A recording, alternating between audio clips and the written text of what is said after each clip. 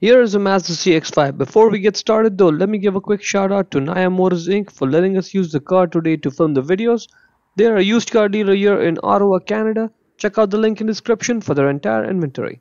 Now that's what the license plate bulbs are. In order to access it, open up the hatch and get it up like halfway through so that it's easy to work on and still you can support the hatch with your hand. You will need a flathead screwdriver for this job, and it's the exact same process on both the sides. So get the screwdriver and pull back on that clip over there. It's flexible. Flex it, but don't flex it too much. Don't break it. Just be careful. Flex it and the lens is gonna pop off like that.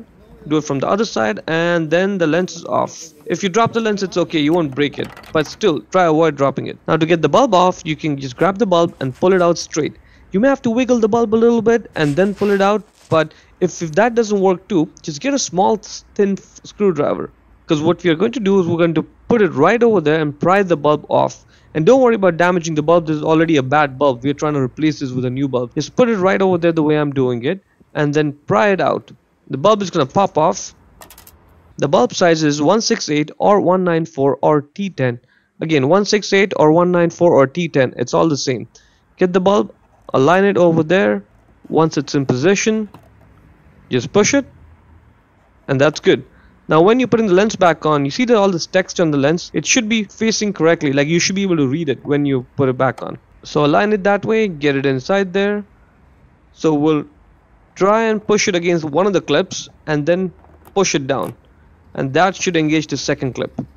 If it does not engage the second clip, like you see right now it's halfway through, just get the flathead screwdriver and use the screwdriver to push down on the lens.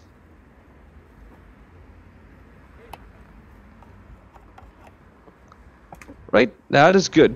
Now it's locked in position. Let's try this out for the other side. Again, it's the exact same process, same bulb, same everything, no differences whatsoever. Get the lens out using the screwdriver trick, then get the small screwdriver and pop the bulb off. And there it is, the bulb comes off now. Same bulb, 168 or 194 or T10.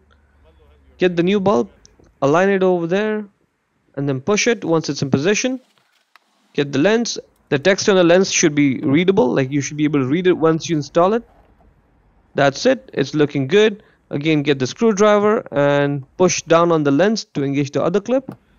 And now it's engaged, and that's pretty much it. Hope you found the video useful.